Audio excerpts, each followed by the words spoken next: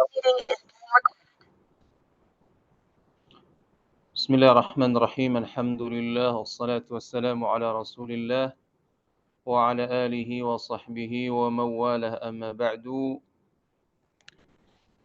السلام عليكم ورحمة الله وبركاته. Ya, sebelum kita mulai kajian kita terkait dengan kitab Nazmil Arba'in Al-Usuliyah Minal Waraqat Al-Juwainiyah yang disusun oleh Dr. Muhammad bin Ahmad Asy-Shinqiti dari susunan guru kita Syekh Abdurrahman Al-Hattab. Bukan Al-Khattab, ini ditulis Al-Khattab ya. Al-Hattab. Jadi perlu diketahui bahwasanya nazam ini sebagaimana disebutkan oleh pengarangnya Arba'in Al-Usuliyah. Nanti juga akan disebutkan oleh muallif di akhir kata atau di akhir bait beliau. Dan metode syarah yang akan kita tempuh dalam kitab ini adalah metode yang tidak terlalu panjang. Jadi menjelaskan mufradatnya, lalu menjelaskan maknanya secara global, dan menjelaskan masalah yang dikandung dalam setiap bait tersebut tanpa mendalami dari sisi khilaf dan seterusnya.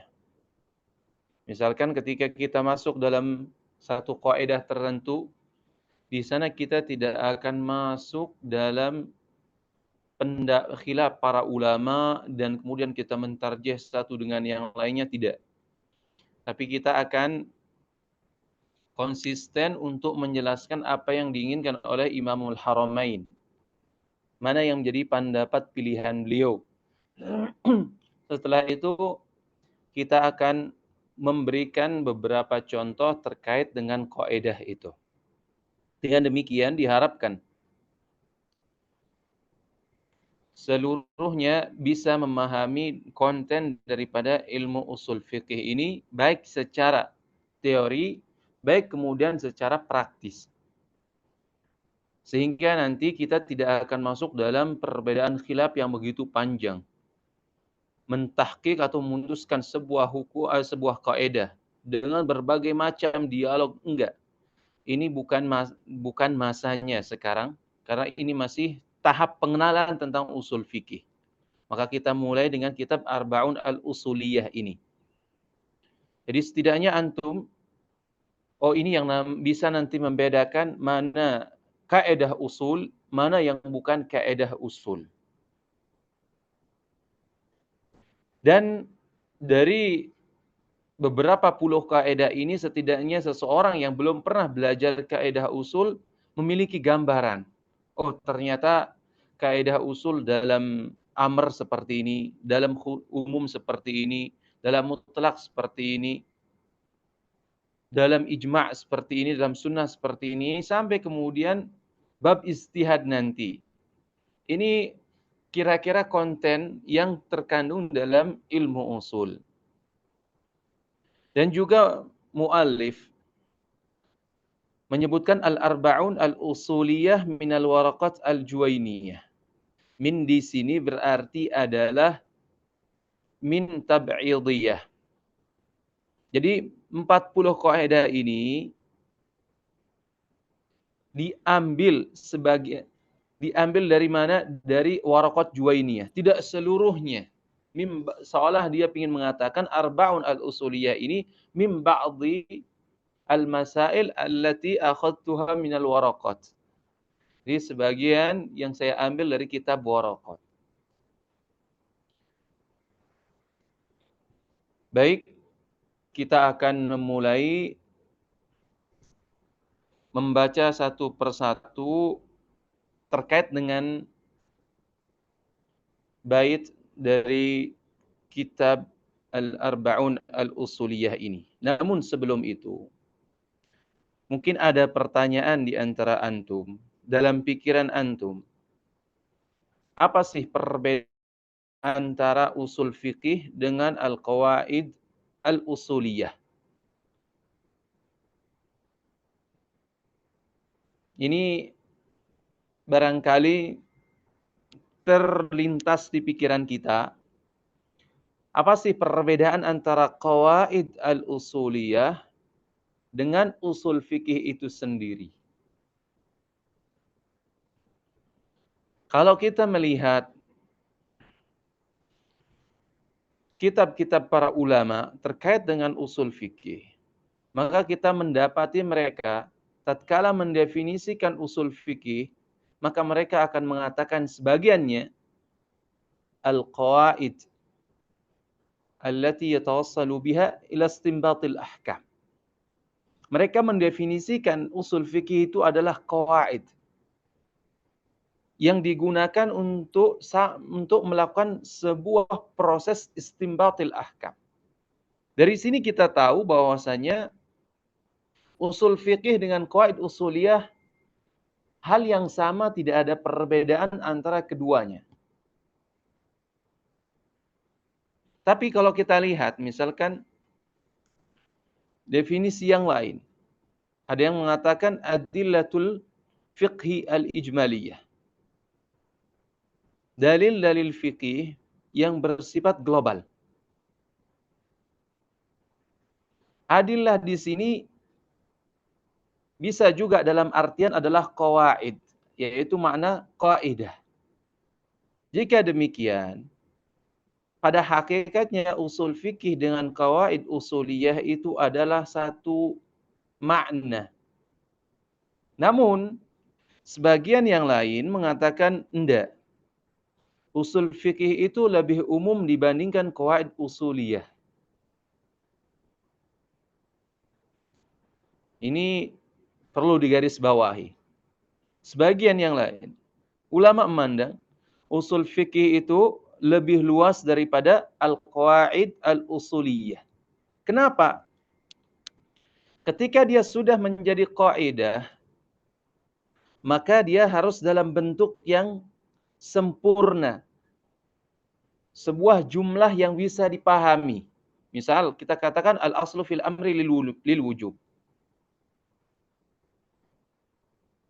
Al-asl fil amal bil umum. Ini kan semuanya hatta yaridad dalil ala takhsisi. Ini semuanya kaidah. Sudah dalam bentuk jumlah yang sempurna. Bisa dipahami. Tapi usul fikih ini katanya kadang hanya bentuk definisi. Kita anggap termasuk usul fikih. Misalkan amr. Apa sih definisinya? Istid'a'ul fi'li bil qawli. Dan kita anggap ini bagian daripada ilmu usul. Begitu juga ketika kita berbicara tentang definisi ilmu, berbicara tentang definisi nazar, berbicara tentang definisi taklif, berbicara tentang syarat, berbicara tentang sabab. Ini kan semua katanya termasuk di antara ta'rifat, syurut, dan seterusnya. Kita anggap bagian daripada usul fikih, tapi ini bukan kaidah. Ini menunjukkan bahwasanya usul fikih ini lebih umum dibandingkan qawaid fiqhiyah. Jadi kalau bisa kita ringkas hubungan antara qawaid usuliyah dengan usul fikih ini umum khusus mutlak. Umum khusus mutlak. Hubungan antara usul fikih dengan qawaid usuliyah. Jadi mana yang lebih umum? Yaitu usul fikih. Kullu qawaid usuliyah usulul fiqh. Walaysa kullu usulil fiqh qawaid al-usuliyah. Setiap qawaid usuliyah itu adalah usul fikih, tapi tidak setiap usul fikih itu adalah qawaid usuliyah. Ini kalau kita lihat dari penafsiran umum khusus mutlak ini. Namun sebagaimana telah kita sampaikan sebelumnya bahwasannya tujuan daripada usul fikih ini adalah qawaid. Tujuan daripada usul fikih ini adalah qawaidnya. Makanya adillatul fiqhi al-ijmaliyah kata para ulama, atau ma'rifatu dalailil fiqhi al-ijmaliyah atau adillatil fiqhi al-ijmaliyah wa turuqi istifadatiha wa halil mustafid. Ini definisi usul fikih. Yaitu dalil kita mengetahui kaidah-kaidah fikih yang sifatnya global dan cara istifadah daripada dalil-dalil tersebut, dan kita mengetahui wahalil mustafid. Kita juga mengetahui sifat-sifat mustahid serta muqallid. Kenapa? Karena mustahid itu istifadahnya langsung kepada dalil, sedangkan muqallid ini istifadahnya langsung kepada mustahid. Jadi inti dari pembahasan kaidah usuliyah itu ada 3 ini. Pertama terkait dengan dalilnya, yang kedua cara istifadah dari dalil tersebut. Bagaimana istifadah dari dalil-dalil tersebut? Yaitu dengan bab tarjih serta ta'arud ini. Kemudian wahalil mustafid ini adalah kita perlu mengetahui siapa si sosok yang mampu untuk melakukan istifadah ini. Maka kita harus mengetahui tentang syarat-syarat beristihad, dan penjelasan tentang taklid itu adalah sebagai bentuk muqabil daripada mustahid atau lawan daripada mustahid. Jadi kalau kita sudah mengetahui hal ini, mari kita masuk ke bab atau kitab Al-Arba'un Al-Usuliyah ini. Qala al-muallif hafizahullah, hamdan liman rahmatuhu aslun hamal, ma bil huda min hamalin qadin hamal. Beliau mengatakan hamdan. Di sini merupakan pujian kepada Allah Subhanahu wa taala yang sebelumnya itu ada muqaddar lah. Jadi seolah muallif mengatakan ahmaduhu. Ahmadu hamdan liman rahmatuhu aslun hamal. Aku memuji Allah Subhanahu wa taala liman. Ya Allah Subhanahu wa taala, lam di sini adalah istihqaq. Yaitu keberpihakan, keberhakan. Jadi seolah muallif mengatakan seluruh pujian yang mulia, pujian yang indah, atau as-sana' bil sifatil kamal wa mahasinil umur. Ini arti alhamdu, atau definisi pujian di dalam bahasa, yaitu pujian dengan sifatnya yang sempurna dan seluruh urusannya yang indah, yang sempurna juga. Hamdan liman rahmatuhu aslun hamal. Liman rahmatuhu, yakni rahmatullah. Liman, yakni kepada Allah Subhanahu wa taala maksudnya di sini. Untuk siapa yang rahmatnya aslun hamal. Aslun asal, sumber. Hamal di sini adalah aslinya hamala yahmilu, yaitu fi'il madhi. Ma bil huda, ma di sini adalah isim mausul yang maknanya allazi. Bil huda, huda memiliki 2 tafsiran. Pertama adalah ad-dalalatu al-musilatu ilal matlub. Dalalah yang mengantarkan kepada matlub, atau yang menjadi perintah yang menjadi tujuan. Dan ini hanya dinisbahkan kepada Allah Subhanahu wa taala.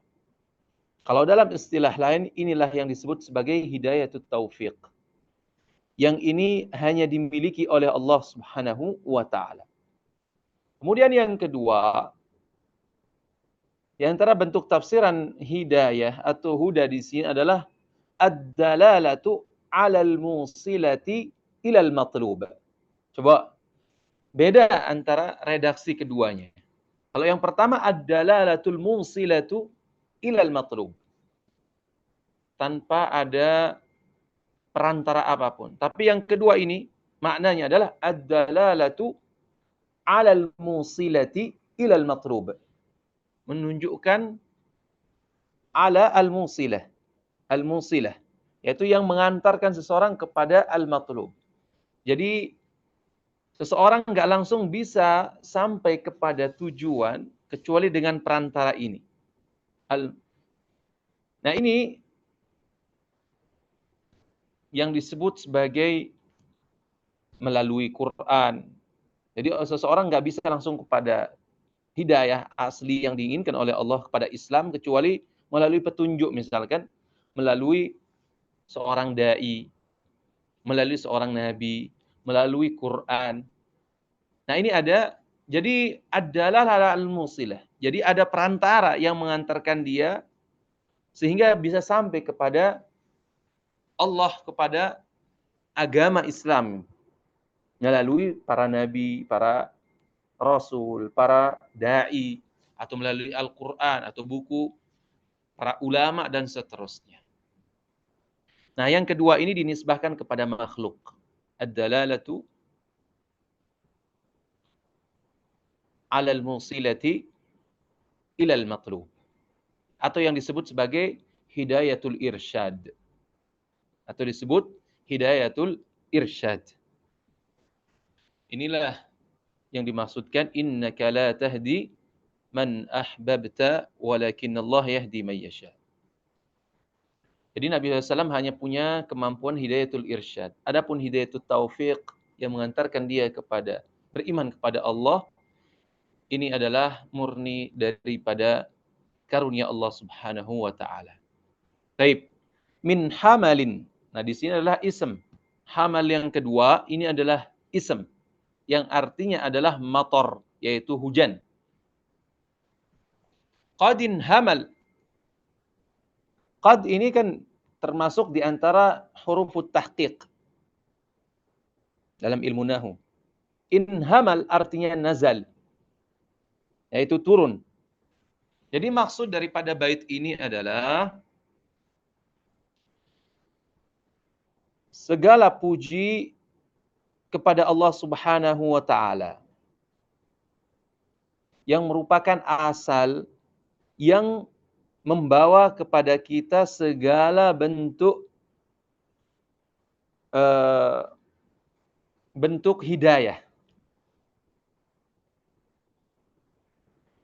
Sebagaimana dan saking banyaknya itu, jadi ditasbih hidayah yang begitu banyak kebaikannya ini, seperti halnya hujan yang turun. Jadi kebaikan yang begitu banyak, yang bersumber dari rahmat Allah Subhanahu wa taala ini yang berupa hidayah, yang dibawa dalam hidayah ini, itu seolah seperti hujan yang turun yang sangat banyak sekali. Itulah maksud secara umum daripada makna bait ini. Lalu ada mungkin sedikit tambahan, yaitu terkait dengan perbedaan antara hamdu dengan syukru. Alhamdu dan syukur. Mana yang lebih umum?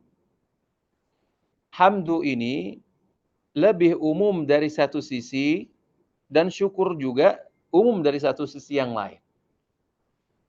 Hamdu ini lebih umum daripada syukur itu ketika syukur ini hanya diucapkan sebagai bentuk balasan daripada nikmat yang diberikan. Sedangkan hamdu itu lebih umum dari sisi bahwa dia memuji yang memberikan atau tidak memberikan. Jadi karena sebab ada sesuatu yang diberikan atau tidak, dia tetap memuji orang tersebut. Ini hamdu. Tapi dari satu sisi lain, dari sisi kaifiyat, syukur ini lebih umum daripada hamdu. Karena syukur itu dilakukan dengan 3 cara. Dengan ucapan, dengan hati, dan dengan perbuatan. Sedangkan hamdu bisa diucapkan dengan lisan dan hati. Jadi dari sisi kaifiatnya, cara bersyukur, syukur lebih umum dibandingkan kalimat hamdu ini. Kemudian juga apa yang bisa kita ambil dari bait yang pertama ini, ada namanya bara'atul istihlal. Mungkin kita sering, jadi dia sudah mengisyaratkan.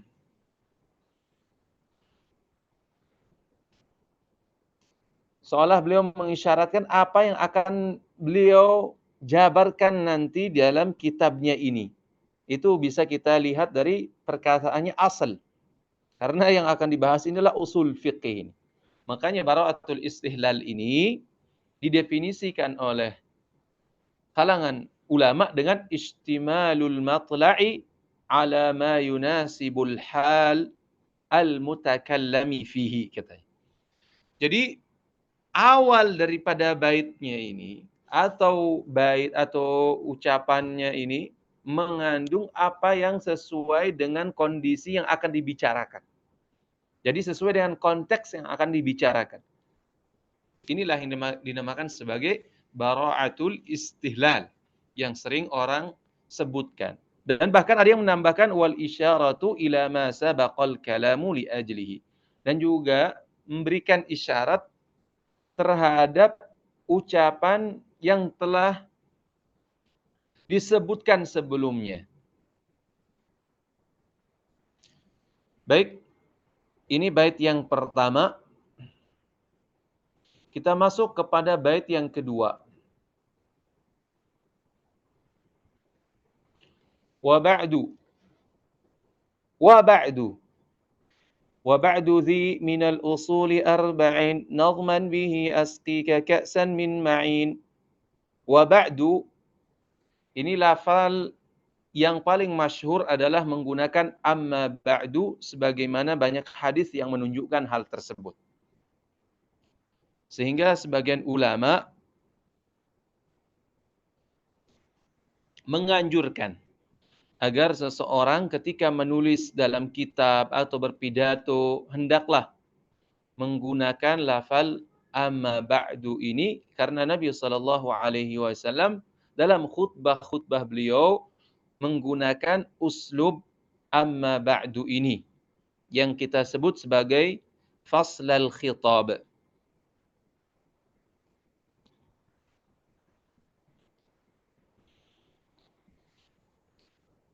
Bahkan Imam Bukhari rahimahullah dalam sahihnya meletakkan sebuah bab yang menunjukkan akan keanjurannya, akan kesunnahannya, atau istihbab atau kemandubannya. Lalu apa sih makna wa ba'du ini? Tapi sebagian ulama kadang menggunakan wa ba'du. Wa di sini sebagai bentuk iwad, pengganti daripada amma ba'du. Lalu maknanya apa? Wa ba'du ini dimaksudkan adalah untuk berpindah dari satu uslub ke uslub yang lain. Atau seolah dia ingin mengatakan wa ba'du. Jadi setelah saya menyebutkan pujian kepada Allah Subhanahu wa taala dan seterusnya. Nah, seperti itu maknanya. Kalau Sa'lab mengatakan bahwasanya maknanya adalah ukhruj amma nahnu fihi ila ghairihi. Keluarlah. Keluar dari satu kondisi ke kondisi yang lainnya. Makanya kita keluar ini dari sekarang. Kemudian perkataan beliau atau sebelumnya itu yaitu terkait dengan faslal khitab ini. Siapa sih orang yang pertama kali mengucapkannya? Sebagian ulama mengatakan orang yang pertama kali mengucapkan amma ba'du ini adalah Nabi Daud. Ada yang mengatakan enggak, Ya'rub bin Qahtan. Sebagian ada mengatakan Qis bin Sa'idah.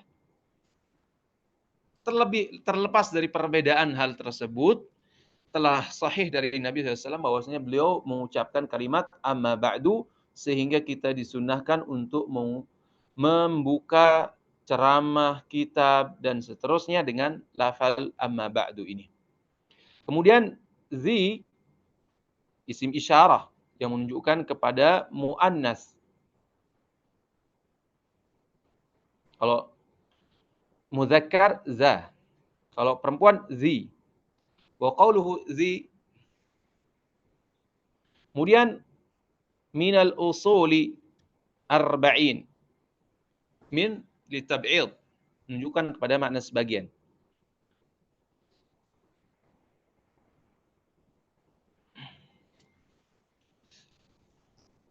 Al-usul, lafal usul di sini diambil jamak atau kata plural dari kata asal yang artinya adalah asasus syai'i, yaitu pondasi sesuatu. Bisa kita artikan basic, bisa kita artikan pondasi, bisa kita juga bisa menggunakan kata lain yang sepadan lah. Maka ketika orang mengatakan yuqalu aslud dari ay asasuhu, asal dar tersebut adalah asasnya. Sudah menjadi bahasa Indonesia, ini menjadi asas katanya. Menjadi pondasi. Sedangkan dalam istilah lafal asal ini dimaksudkan dengan beberapa makna. Pertama, asal ini kadang dimaksudkan adalah ad-dalil. Dimaksudkan adalah dalil. Misalkan kita mengatakan aslu wujubis salati qauluhu ta'ala ay daliluhu. Maksudnya adalah dalil kewajiban salat. Sekalipun kita menggunakan asl wujubis salat. Maksudnya adalah dalil kewajiban salat. Bisa juga dimaksudkan dengan asal adalah al-qa'idatul kulliyatu al-mustamirrah. Kaidah kulliyah yang mustamir, yaitu yang berkesinambungan, terus menerus. Seperti ucapan kita, ibahatul maitati lil muttarri khilaful asal. Yaitu kebolehan makan bangkai untuk orang yang terdesak merupakan menyelisihi hukum asal. Karena hukum asalnya kita haram makan bangkai. Jadi kaidah yang mustamirrah itu maksudnya adalah di sini al-asal khilaful asal. Nah, asal di sini maksudnya adalah al-qaidah al-kulliyah, yaitu kita pada umumnya dilarang untuk makan bangkai. Kemudian ar-rujhan, antara makna lainnya daripada asal adalah ar-rujhan. Seperti misalkan kita katakan al-aslu fil amri lil wujub misalkan. Ini maksudnya ar-rajih dalam kaidah ini adalah hukum asal dalam amr adalah wujub. Kemudian yang selanjutnya adalah di antara maknanya al-maqisu alaih. Antara makna istilah daripada asal ini adalah al-maqisu alaih. Ini jadi dalam qiyas ada rukunnya. Di antaranya rukun qiyas adalah al-maqisu alaih. Wal maqis wal hukm. Kemudian juga ada hukum fara'.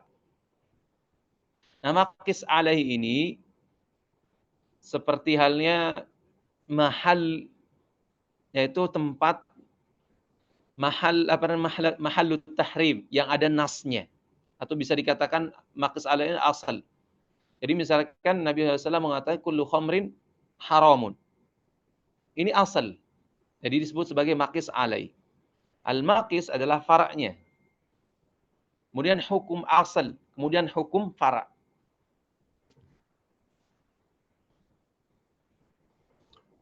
Jadi maqis alai ini adalah asal. Seperti kita katakan khamr merupakan aslu tahrimin nabiz misalkan.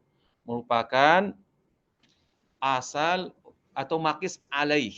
Karena nabiz ini dikiaskan kepada khamr. Maka khamr ini dikatakan sebagai asal. Kemudian yang kelima, makna asal adalah istishab. Istishab ini al-aslu baqa'u ma kana ala ma kana. Contoh misalkan, al-aslu fil ma'i at-taharah. Jadi hukum asal daripada air ini adalah suci. Kenapa? Karena kita istishab al-aslu baqa'u ma kana. Sesuatu yang asalnya memang suci, maka kita tarik hukum tersebut kepada kondisi kedua ini. Sebelum ada tanda ada yang merubah keasliannya. Ini dinamakan sebagai istishab. Jadi kalau misalkan kita katakan bahwasanya hukum ini pertama kali datang dalam bentuk wajib misalkan. Hukum ini wajib, maka kita yakini kewajibannya. Sampai kemudian ada dalil yang menunjukkan bahwasanya hukum ini dinasakh atau tidak. Atau dipalingkan misalkan. Ini namanya istishab. Karena istishab beragam. Ada istishab al-asli, ada istishab al-hukm asy-syar'i, ada istishab al-umum, ada juga istishab halil ijma'. Baik. Lalu beliau mengatakan nazman bihi asqika ka'san min ma'in. Nazman, nazam dalam bahasa artinya adalah at-tartib, merangkai. Wal jama' mengumpulkan. Wa ta'lif sama juga, merangkai. Ta'lif itu merangkai. Akan tetapi maksudnya di sini adalah yang disebut sebagai nazam adalah kalam yang tersusun, yang mauzun, yang muqaffa, yaitu yang sesuai dengan wazan syair dan sesuai dengan qafiyah dalam ilmu arud. Atau nazam di sini adalah nazam syair yang berbeda, yang lawan daripada nasr, yang merupakan ucapan yang mutlak, ya lepas begitu saja, ini namanya nasr. Jadi misalkan kita menulis ini, kitab pada umumnya itu disebut sebagai nasr. Kemudian ka'as. Lafal ka'as ini maksudnya adalah dalam bahasa Arab dimaksudkan ina'un yushrabu fihi ma dama syarabu fihi. Jadi wadah yang dijadikan alat untuk minum sepanjang masih ada airnya. Jadi yang masih ada airnya itulah yang dimakan sebagai ka'as. Kemudian ma'in itu dalam arti bahasa yaitu ma'un zahirun ala wajhil ard. Yaitu air yang tampak di muka bumi, mata air yang tampak. Ma'in di muka bumi. Jadi kalau kita misalkan lihat ada mata air yang nampak langsung bisa dilihat yang berjalan di muka bumi itu, itulah dinamakan sebagai ma'in. Dalam Quran disebutkan yutafu alaihim bika'sin min ma'in. Jadi para ahli surga nanti akan dibawakan gelas-gelas yang sudah ada isi khamrnya, yang nampak langsung dilihat oleh mata. Makna secara umum yaitu ini setelah saya sebutkan pujian kepada Allah Subhanahu wa taala, saya suguhkan kepada Anda ini nazam usul arba'un al-usuliyah.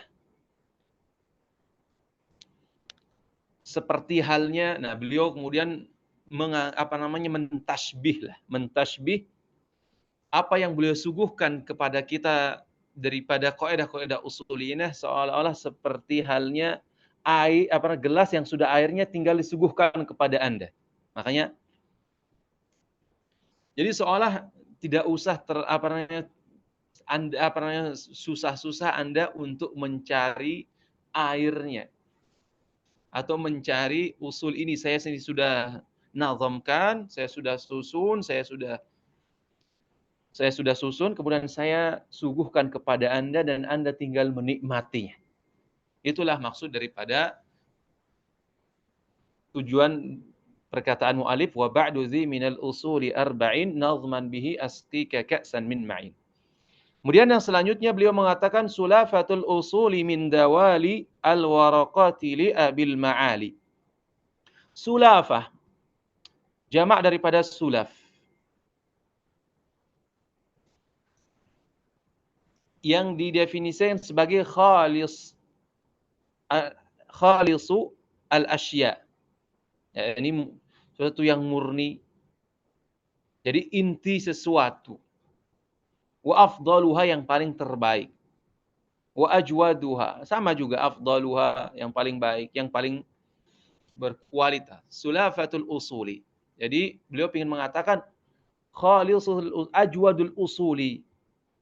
Yang terbaik, usul yang terbaik, kaidah usul yang terbaik. Dari mana? Min dawali al-waraqati. Dawali di sini artinya adalah jamak daripada daliyah. Yaitu bisa berarti ad-dalwu alladhi yusqa bihi. Yaitu ember yang digunakan untuk memberikan minum.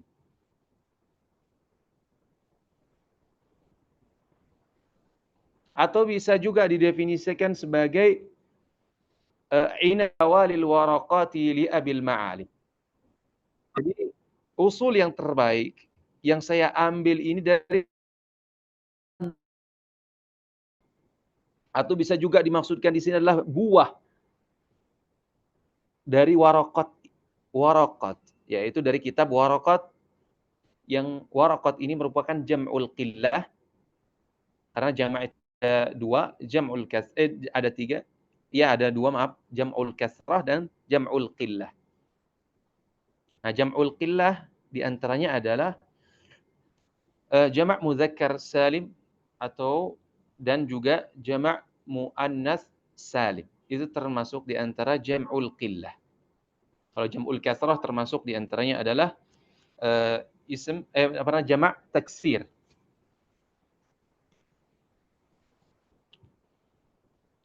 Li abil ma'ali. Tapi sebelum itu, sebagian syurrah itu kadang menyebutkan kenapa disebut waraqat.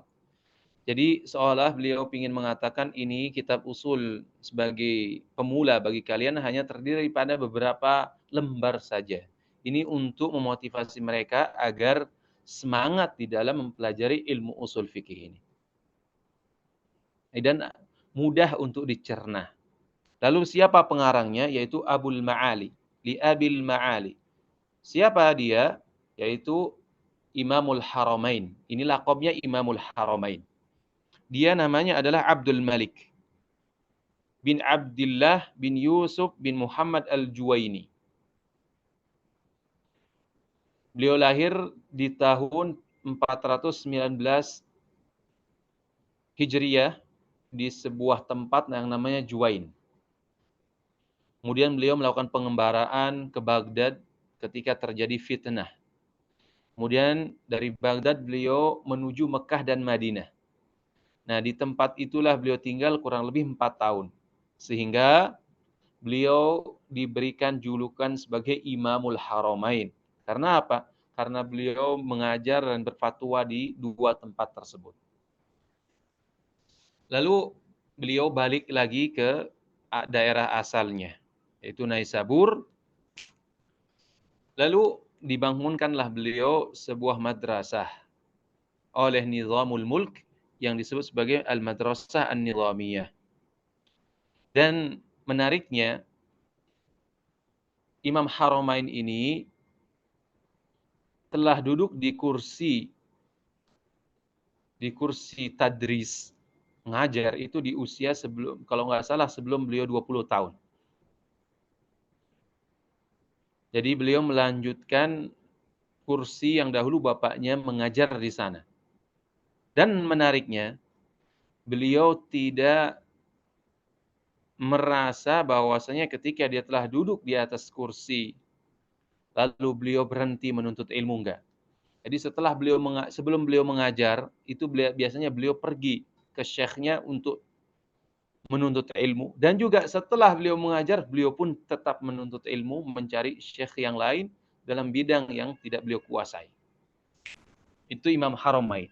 Dan menariknya juga, dars beliau itu banyak dihadiri oleh ulama-ulama besar di zamannya.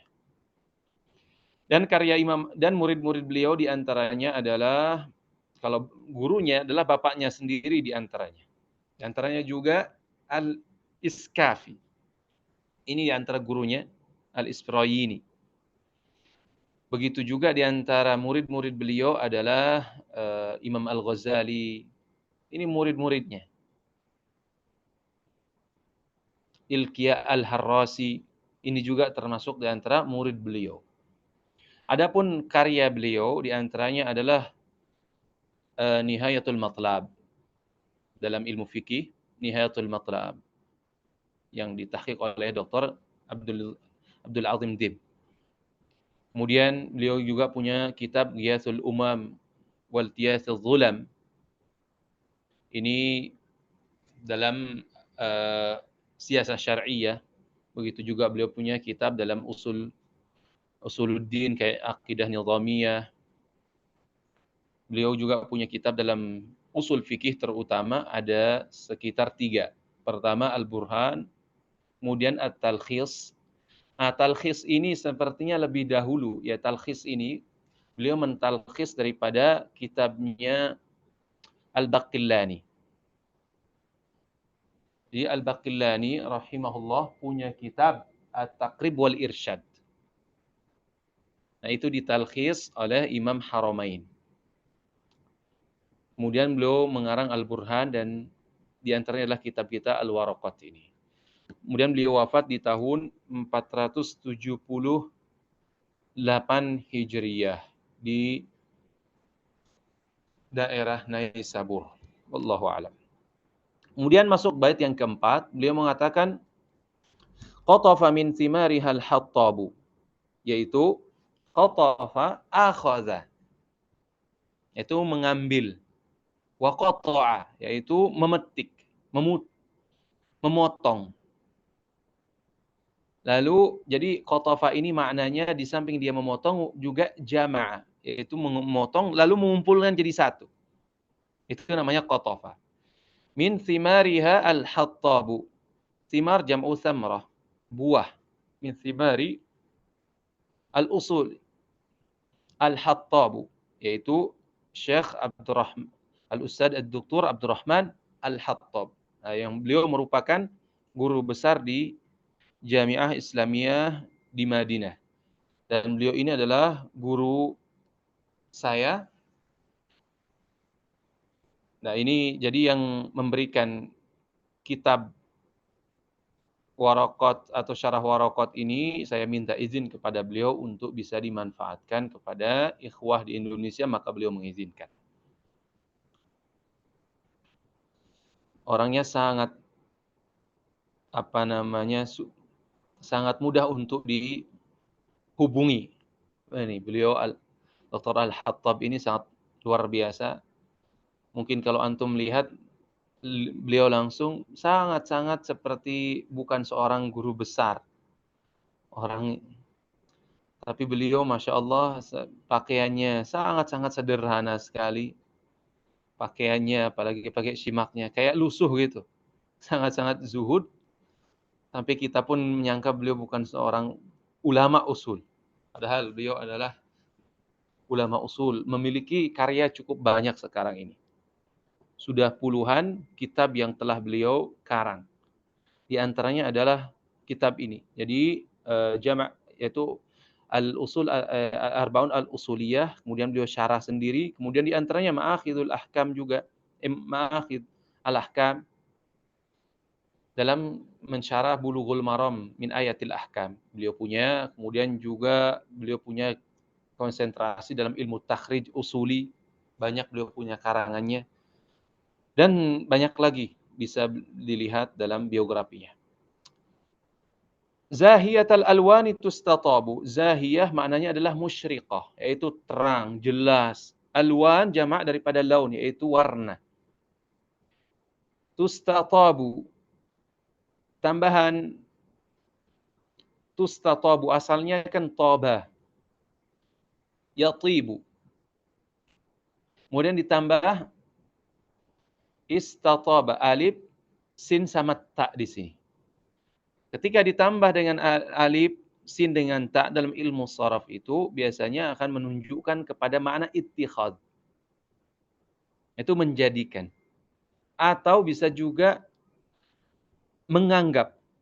Misalkan ana astahsinu hadzal syai'. Saya menganggap bahwasanya atau melihat bahwasanya sesuatu ini baik. Jadi maksudnya di sini adalah qatafa min thimariha al-hattabu, yaitu buah daripada usul Orokot Imam Juwaini ini diambil buahnya oleh Imam siapa usul ini diambil oleh siapa? Syekh Al-Hattab ini. Dalam kondisi seperti apa? Zahiyatul alwani tustatabu. Seolah terang, begitu indah warnanya dan juga enak untuk dilihat. Lalu beliau mengatakan setelahnya, bait setelahnya, tafadhal.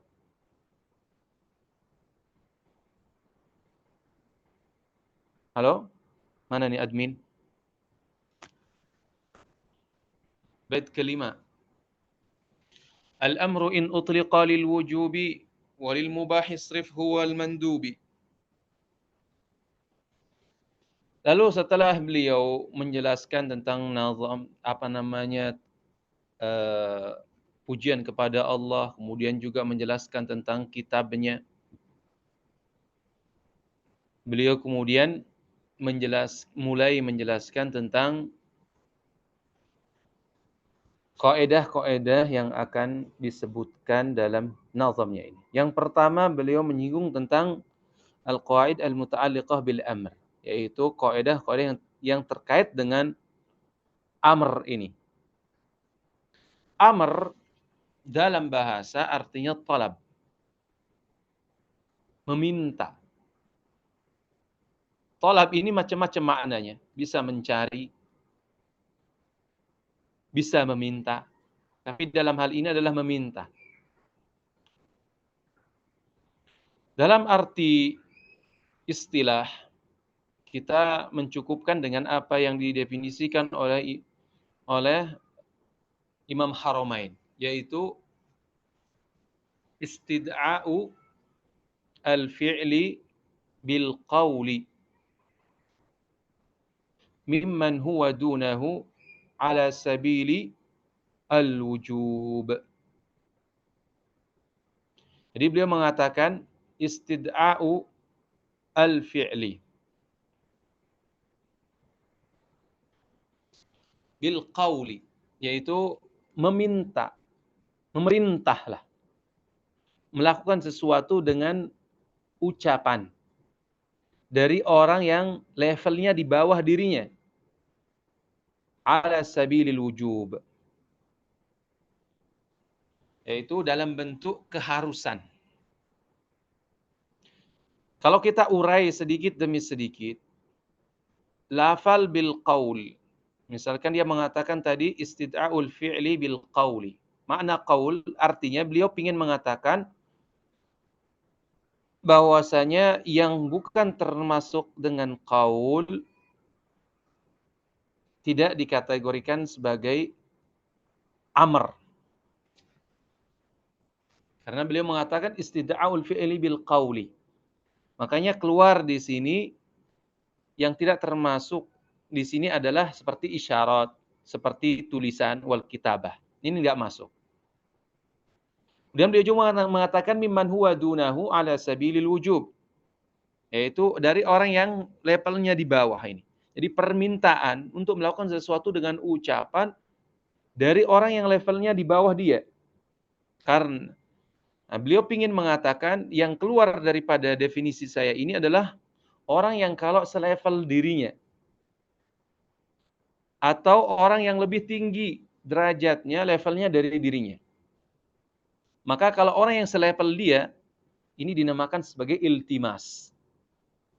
Sedangkan orang yang lebih tinggi levelnya dari dirinya, ini dinamakan sebagai doa atau targhib. Lalu beliau mengatakan ala sabilil wujub. Berarti yang keluar dari definisi ini adalah kalau seandainya permintaan tersebut dalam bentuk anjuran atau dalam bentuk boleh dilakukan dan boleh tidak dilakukan. Atau bisa dengan mudah kita katakan ala sabilin nadbi atau wal ibahah. Nah ini berarti nggak masuk dalam kategori definisi yang disebutkan oleh Imam Haramain rahimahullah. Kemudian beliau mengatakan in utliqa lil wujubi. Lil wujub. Al wujub maknanya dalam bahasa adalah as-sukut, jatuh, wal luzum, menempati, tidak bergerak gitu. Tetap di sana. Was thubut, bertahan. Wa fil istilah, dalam istilah wajib ini didefinisikan oleh Imam Haramain adalah ma yusabu ala fi'lihi wa yu'aqabu ala tarkihi. Jadi wajib ini adalah ma yusabu alladhi yusabu ala fi'lihi, yang mana perbuatannya akan diberikan pahala. Wa yu'aqabu ala tarkihi, yang jika ditinggalkan maka akan mendapatkan hukuman. Ini adalah definisi mayoritas para fuqaha. Ma yusabu ala fi'lihi wa yu'aqabu ala tarkihi. Dari definisi ini, beliau ingin mengatakan ma yusabu ala fi'lihi berarti yang keluar dari definisi saya ini adalah seperti haram dan makruh dan mubah. Kenapa?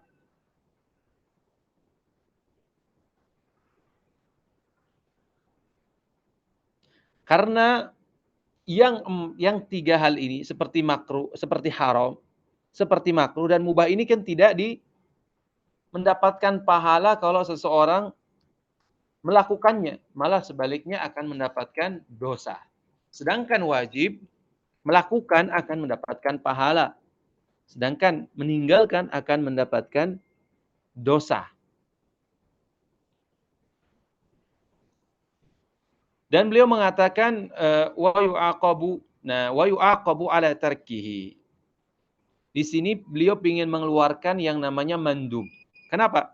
Kalau mandub itu dilakukan dapatkan pahala, tapi kalau ditinggalkan dia tidak mendapatkan dosa. Itu maksud daripada wa yu'aqabu ala tarkihi. Baik. Lalu makna secara umum bahwasannya amr ini, amr mutlak ini, al-amru in utliqa, maksudnya adalah al-amru al-mutlak yang lepas daripada qarina, yang lepas daripada dalil tertentu atau qaid batasan tertentu, yuhmalu 'alal wujub, dibawa kepada makna wujub. Ini merupakan pendapat mayoritas ulama dan diantaranya adalah Imam Haramain ini. Mungkin antum sering mendengar tentang qarinah. Apa sih makna qarinah itu? Qarinah itu adalah ma yaqtarinu bisyai'i liyadulla alaih. Yang mengiringi sesuatu untuk menunjukkan pada sesuatu tersebut. Atau mudahnya, didefinisikan adalah al-amru alladhi yushiru ilal matlub. Perkara yang menunjukkan kepada yang diinginkan. Itulah disebut sebagai qarinah. Dan qarinah itu bentuknya apa? Apakah dia dalil dari kitab dan sunnah saja enggak. Jadi qarinah ini cakupannya itu banyak. Di antaranya adalah bisa dengan siyak. Begitu juga bisa sebabnya karena datangnya amar setelah larangan, wurudul amri ba'dal hadri. Ini juga qarinah. Atau bisa juga qarinah karena ada ijma'. Atau juga karena qiyas. Atau bisa juga karena qaul sahabi. Atau bisa juga dengan urf. Atau bisa juga qarinah itu usul syariah wa qawaidiha al-ammah. Atau bisa juga qarinah itu adalah iqtiranul wajib bi ghairil wajib.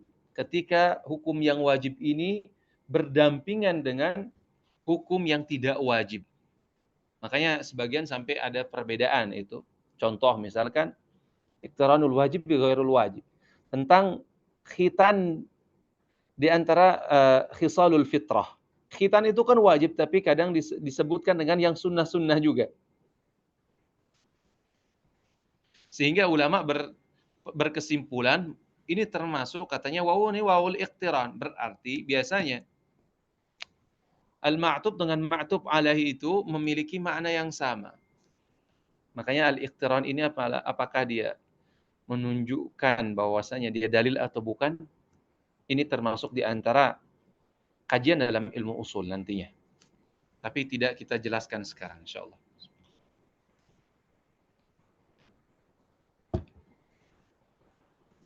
Kemudian amr ini bisa dibagi menjadi dua. Pertama, ada amr yang sighatnya itu sharih. Dan yang kedua, ada amr yang sighatnya itu tidak sharih atau ghairu sharihah. Adapun yang pertama, jenis yang pertama yaitu amr yang sighatnya sharih itu dibagi menjadi 4. Yang asal dalam amr itu adalah lafal if'al. Ini yang asal. Jadi yang pertama adalah lafal if'al.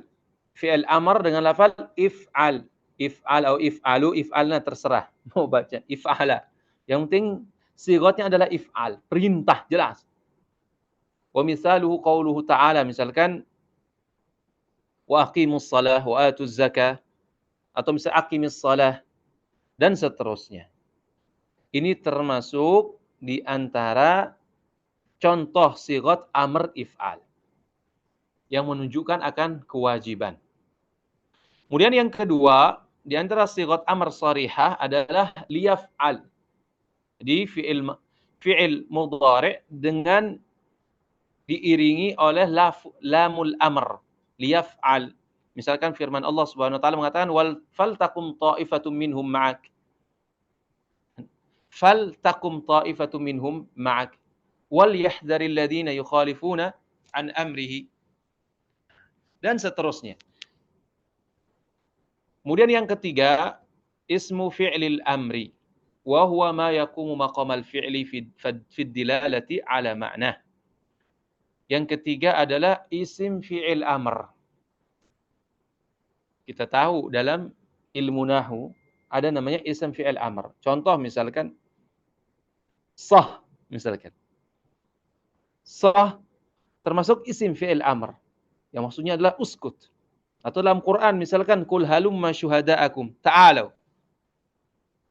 Atau misalnya dalam firman Allah kitaballahi alaikum. Ini termasuk di antara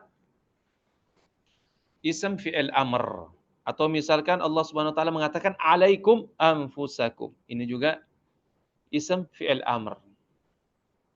Kemudian yang selanjutnya al-masdar an-naibu an fi'lil amr. Jadi masdar pengganti dari fi'il amr. Contoh, Allah Subhanahu wa taala mengatakan fatahriru raqabatin mu'minah. Maksudnya apa? Harriru. Begitu juga dalam firman Allah fadharbar riqab. Maksudnya idribu ar-riqab. Jadi masdar ini mengganti tugas daripada fi'il amr ini. Ini jenis yang pertama yaitu fi'il amr yang atau amr yang sharihah, lafal amr yang sharihah. Adapun lafal amr yang tidak sharihah itu terdiri daripada 3 jenis. Yang pertama adalah al-ikhbar an hukmi syar'i. Mengabarkan dengan tentang hukum syarak terkait dengan hukum syarak dengan lafal misalkan Allah Subhanahu wa taala mengatakan kutiba alaikumus shiyam. Innallaha ya'murukum bil adli wal ihsan. Dengan lafal amr. Wa qadara rabbuka alla ta'budu illa iyyah. Wa wassa biha Ibrahimu banihi wa Ya'qub. Atau juga bisa menggunakan lafal ala.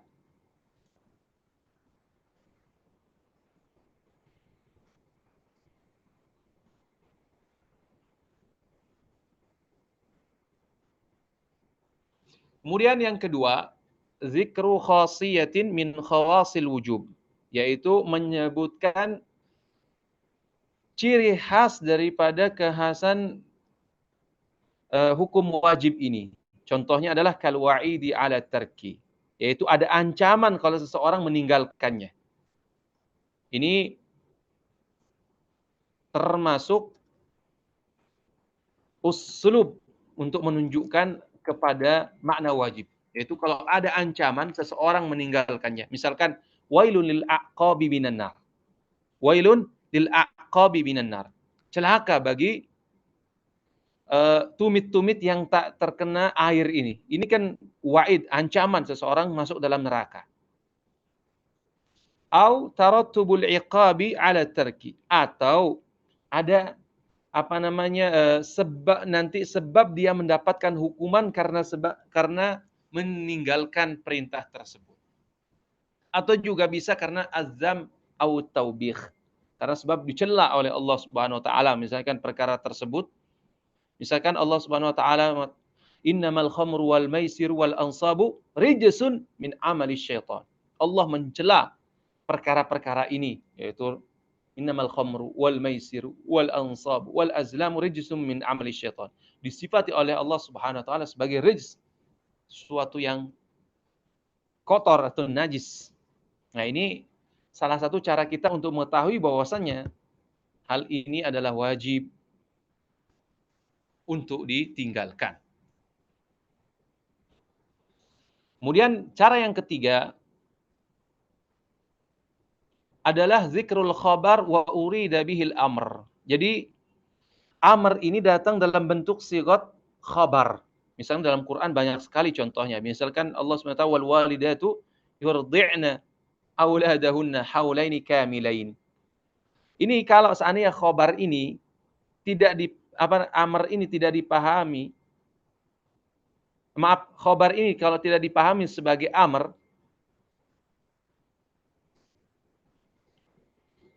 jadi khabar ini kalau tidak dipahami sebagai sebuah amr, maka akan bertentangan dengan waqi' yang ada, yaitu realitas yang ada. Misalkan wal walidatu yurdi'na auladahunna haulaini kamilain. Quran mengabarkan bahwasanya wanita itu mengasuh yurdi'na, yaitu memberikan minum susu lah. Apa bahasa itu, bahasa Indonesianya? Wal walidatu yurdi'na auladahunna. Mengasuhnya itu selama memberikan minum susu itu atau memberikan ASI selama 2 tahun katanya. Padahal dalam realita ada juga yang tidak memberikan, ada bahkan mungkin kurang daripada itu. Jadi kalau Quran mengatakan 2 tahun berarti ini bertentangan dengan waqi'. Maka ulama mengatakan ini bukan maksudnya adalah khabar, akan tetapi dimaksudkan sebagai amr. Jadi kita para wanita ini diperintahkan oleh Allah Subhanahu wa taala untuk apa? Untuk menyapih anaknya selama 2 tahun. Baik.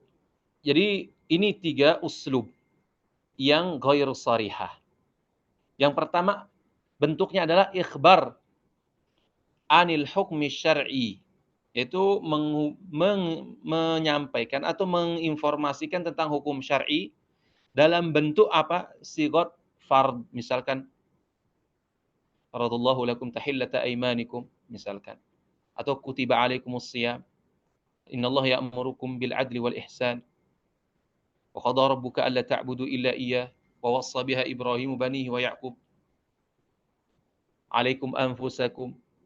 Nah, dan seterusnya. Begitu juga ketika ada ancaman ketika seseorang meninggalkannya, misalkan. Begitu zikru khasiyatin min khawasil wajib. Ini diantara uslub yang kedua, yang uslub yang tak soreh, yaitu menyebutkan diantara ciri khas, corak khas daripada kewajiban ini, yaitu ada ancaman ketika orang meninggalkannya, atau nanti ada hukuman kalau dia meninggalkannya, atau dicela orang yang meninggalkannya, misal. Begitu juga yang ketiga adalah khabar dalam bentuk perintah, sebagaimana yang saya sebutkan salah satu contohnya, wal walidatu yurdi'na auladahunna haulaini kamilain. Baik. Kemudian kaidah yang selanjutnya, walil mubahi isrifhu wal mandubi, yaitu kadang perintah wajib ini bisa dipalingkan maknanya kepada makna mubah atau kepada makna mandub karena sebab qarinah atau sebab dalil. Adapun mubah itu maknanya adalah ma khuyyira baina tarkihi wa fi'lihi, yaitu seseorang diberikan kebebasan untuk melakukan atau meninggalkan. Itulah yang disebut sebagai al-mubah. Sedangkan nadab ini adalah ma yuthabu ala fi'lihi wa la yu'aqabu ala tarkihi. Mendapatkan pahala tatkala dilakukan dan tidak mendapatkan hukuman ketika dia meninggalkannya.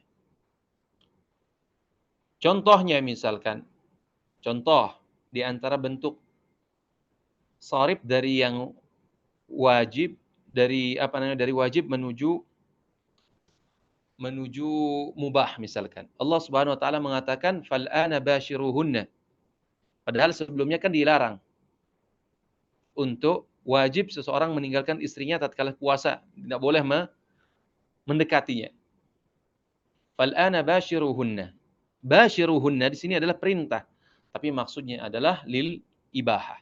Karena ada qarinah yang memalingkan maknanya. Begitu juga firman Allah, wa idza halaltum fastadu. Ketika fastadu fi'il amr, tapi bukan maknanya adalah wajib di sini, akan tapi maknanya adalah mubah. Jadi di mana berburu dilarang sebelum ketika seseorang lagi ihram. Setelah ihram baru kemudian dibolehkan. Tapi pembolehan ini bukan bersifat wajib. Wa qawlu ta'ala fa idza qudiyatus salatu fantashiru fil ardi.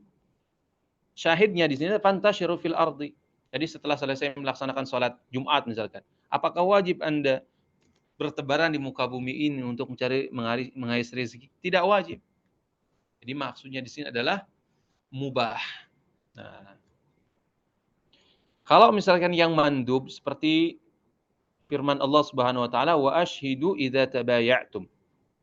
Wa ashhidu, perintah untuk mendatangkan syahid ketika seseorang melakukan transaksi jual beli.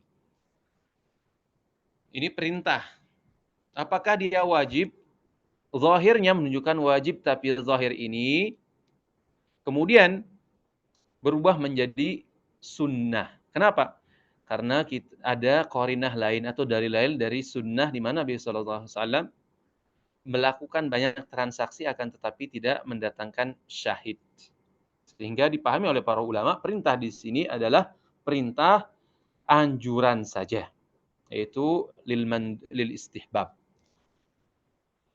Baik, bait yang keenam, la yaqtadi at-takrara wal fawra, yaitu al-amr katanya, wa ma tawaqqafa al-hatmu alaihi hutima.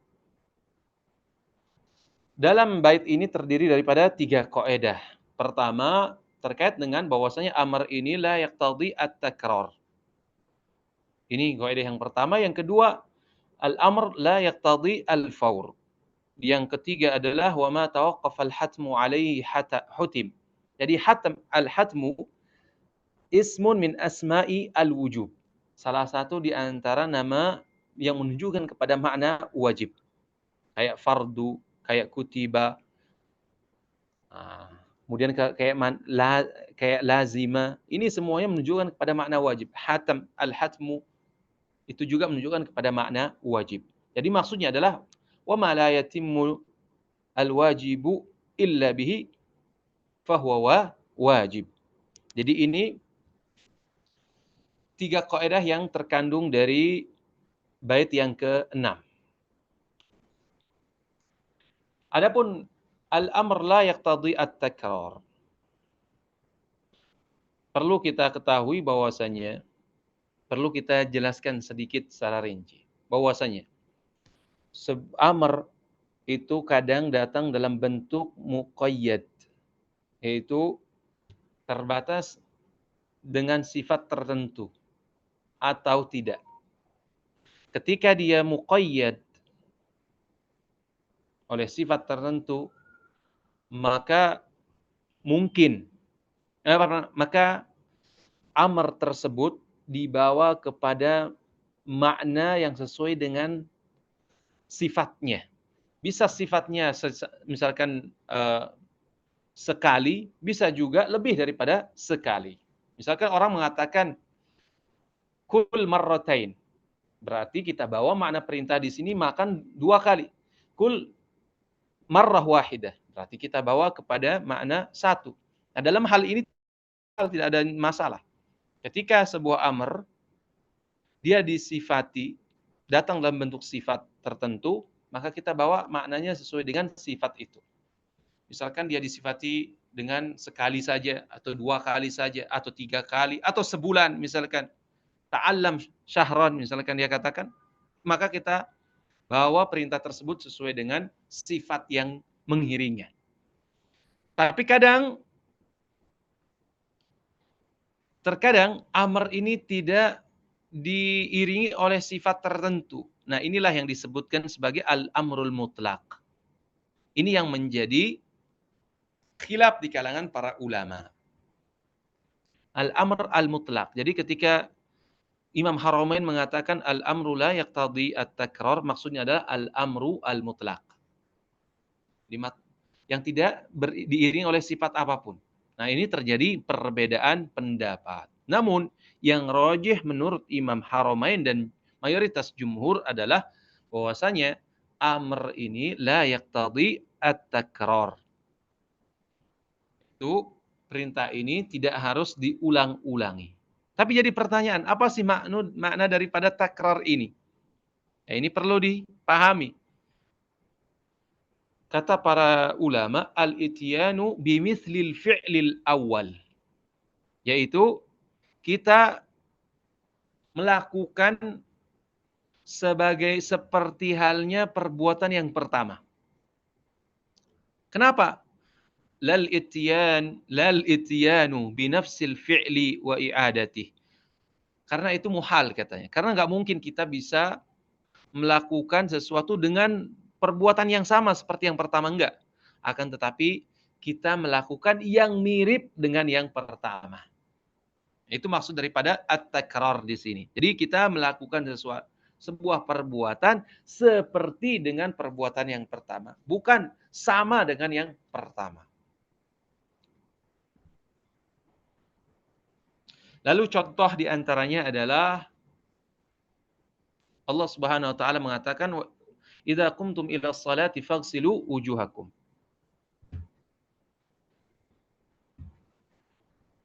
Idza qumtum ila sholati faghsilu wujuhakum. Wa qauluhu ta'ala misalkan falam tajidu ma'an fatayammamu sa'idan thayyiban.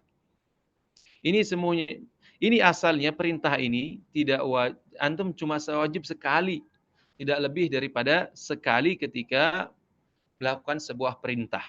Faghsilu wujuhakum. Jadi antum cuma sekali saja untuk mencuci wajah. Tidak diminta untuk lebih daripada sekali. Begitu juga untuk bertayamum, antum tidak diminta untuk lebih daripada sekali dalam bertayamum. Ini pada hukum asalnya. Kecuali memang ada sebab yang menyebabkan antum harus berwudu lagi, misalkan Antum ketika melakukan sholat cuma sekali saja wudhu cukup. Sampai kemudian ada yang membatalkan wudhu antum, baru antum wajib untuk berwudhu. Jadi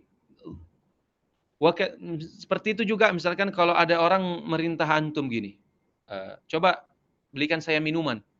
Nah, antum nggak boleh melakukan berikan minuman terus-menerus, cukup sekali saja. Nah, seperti itu. Kemudian faedah yang kedua yaitu al-amru la yaqtadi al-faur. Bahwasanya perintah itu tidak mengharuskan disegerakan.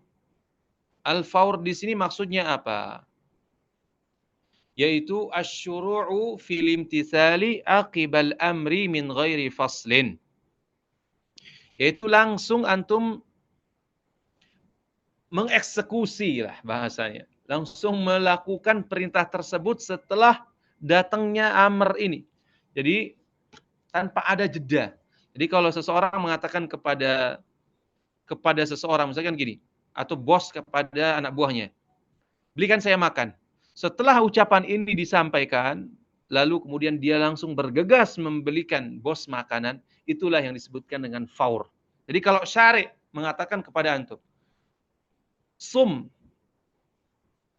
hadzal yaum misalkan, sum, maka sebagai bentuk ta'zim kepada syari' ini antum langsung melakukan, mengeksekusi perintah tersebut setelah ucapan tadi.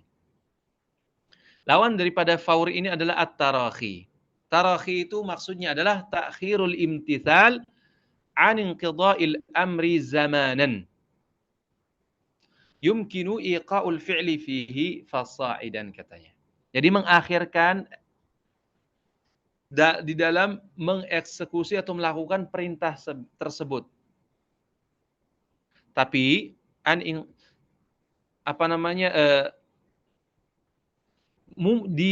di waktu yang mungkin seseorang masih bisa untuk melakukannya. Sampai ataupun lebih. Jadi tarahi itu mesti boleh dia akhirkan, akan tetapi waktunya itu memungkinkan untuk dia lakukan.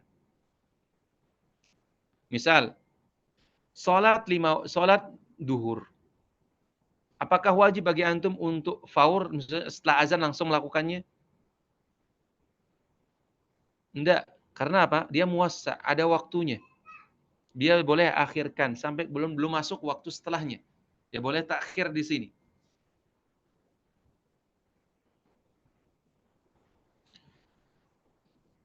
Jadi dia boleh mengakhirkan sebuah perintah dalam melaksanakan sebuah perintah sebelum dia berakhir perintah tersebut dan memungkinkan baginya untuk melakukan di waktu itu. Dan pendapat Imam Haramain mengatakan bahwasanya atau jumhur ulama memandang bahwasanya al-amrul mutlaq, yaitu amr yang mutlak ini tidak mengharuskan al-faur, la yaqtadi al-faur ini.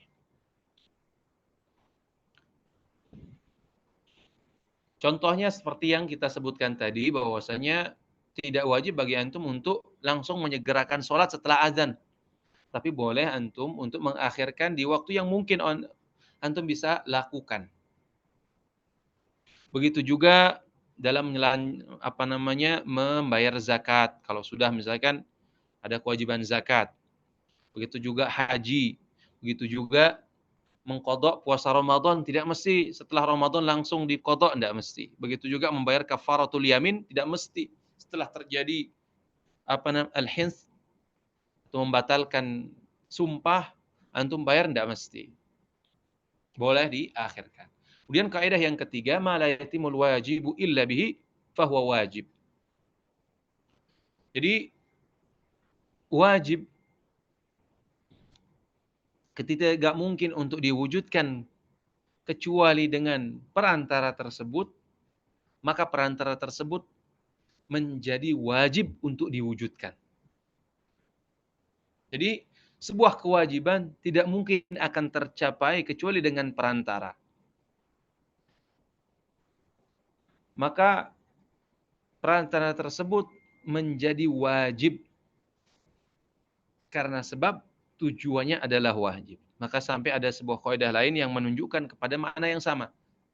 Al-wasail laha ahkamul maqasid. Wasilah perantara ini laha ahkamu al-maqasid. Jadi kalau tujuannya wajib maka perantaranya pun menjadi wajib.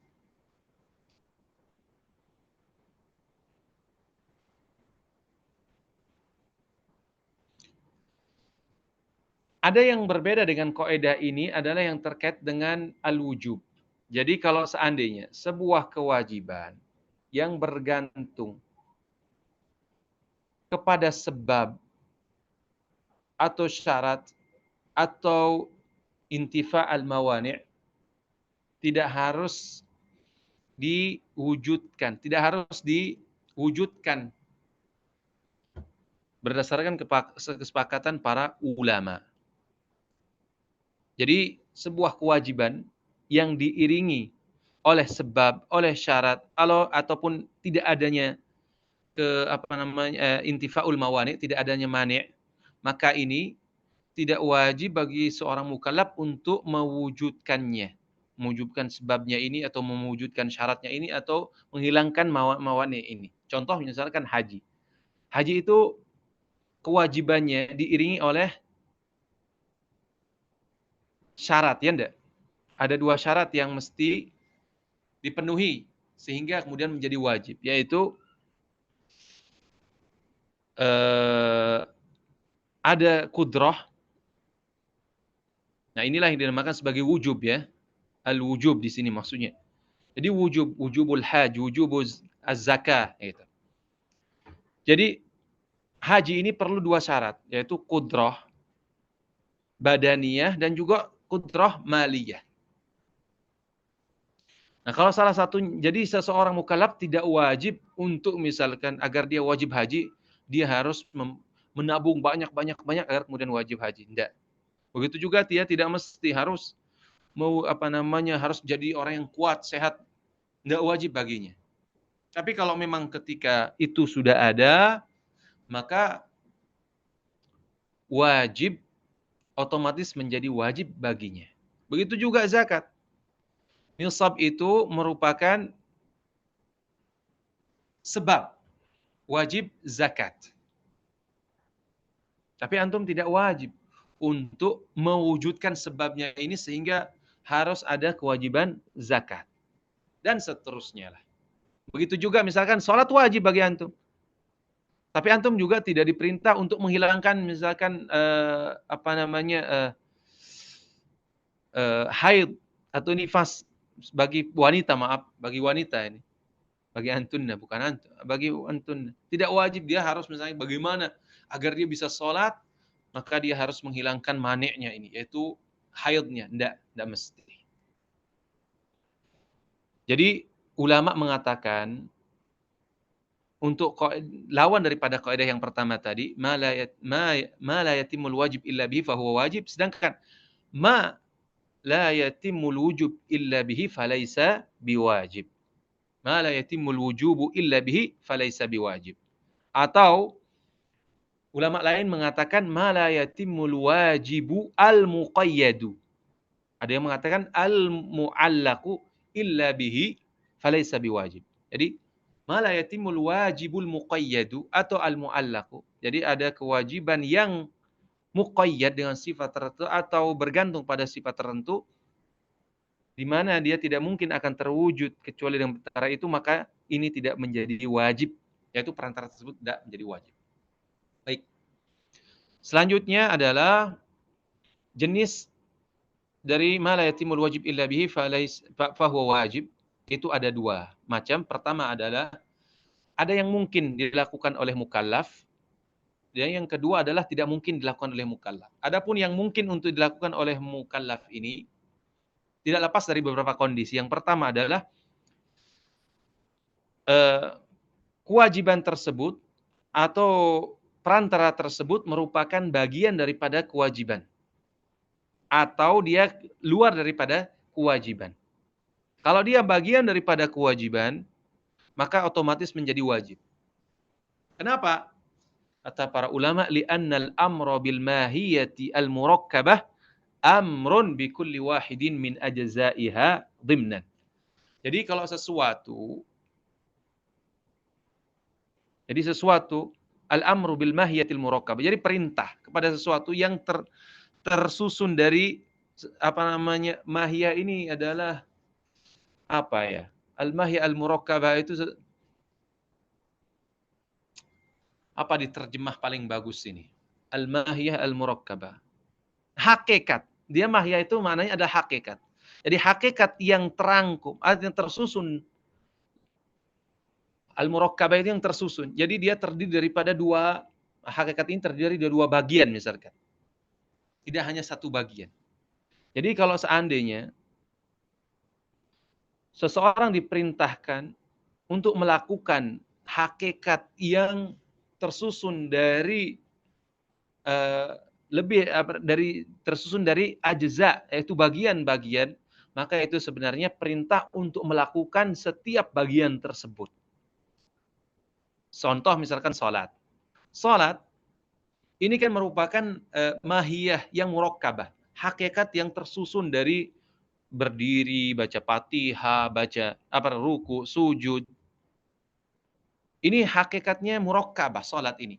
Maka secara tidak langsung ini namanya dhimnan. Secara tidak langsung antum diperintah untuk melakukan semua bagian ini. Kemudian kalau seandainya dia atau perantara ini bukan bagian daripada mahiyah, bukan bagian daripada hakikat ini, tapi dia berada di luar, maka disinilah terjadi perbedaan ulama. Namun yang rajih menurut jumhur ulama adalah ma la yatimmul wajib illa bihi fahuwa wajib. Jadi sebuah kewajiban yang tidak mungkin terwujud kecuali dengan perantara tersebut, maka perantara tersebut menjadi wajib. Contoh misalkan,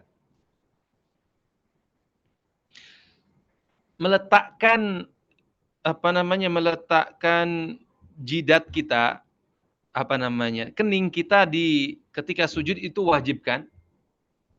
Meletakkan kening kita, begitu juga hidung kita di tempat sujud itu hukumnya wajib. Jadi kalau seandainya ada seseorang menggunakan kacamata dan kacamata tersebut menghalangi dia untuk sampai kepada keningnya untuk bisa sujud dan hidungnya bisa menyentuh tanah, maka wajib baginya untuk melepas kacamatanya. Begitu juga misalkan wudhu nih. Wudhu ini kan wajib baginya untuk mengalirkan air ke tempat-tempat wudhu. Jadi langsung kepada kulitnya. Tapi air tersebut tidak mungkin sampai kecuali dengan menghilangkan, misalkan ada beberapa jenis krim yang bisa menghalangi seseorang menghalangi air tersebut sampai kepada ke kulitnya. Maka wajib untuk dihilangkan krim-krim tersebut. Itu contohnya. Kemudian yang kedua, yang terkait dengan pembagian la yatimul wajib illa bihi fahuwa wajib. Yang kedua adalah ghairu maqdurin lil mukallaf. Tidak bisa dilakukan oleh mukallaf. Contohnya adalah seperti misalkan sholat Jumat ini syaratnya harus ada imam, tapi ternyata imamnya tidak datang, maka tidak wajib seseorang untuk menghadirkannya. Atau juga misalkan syarat sah Jumat adalah kamalul adad, harus sempurna jumlahnya. Orang tidak diwajibkan untuk mewujudkan kesempurnaan ini sehingga salat Jumat itu menjadi wajib baginya. Nah, ini terkait dengan kaidah atau bait yang ke-6. Masuk bait yang ke-7, tapi ternyata sudah masuk tanpa sadar sudah jam 6 ini. Sudah 1,5 jam kurang lebih kita membahas masalah ini. Nah, barangkali mungkin kita nanti akhirkan di pertemuan yang akan datang terkait dengan bait yang ke-7, ke-8 dan ke-9 dan seterusnya. Mungkin kita akan syarah lebih ringkas lagi insyaallah.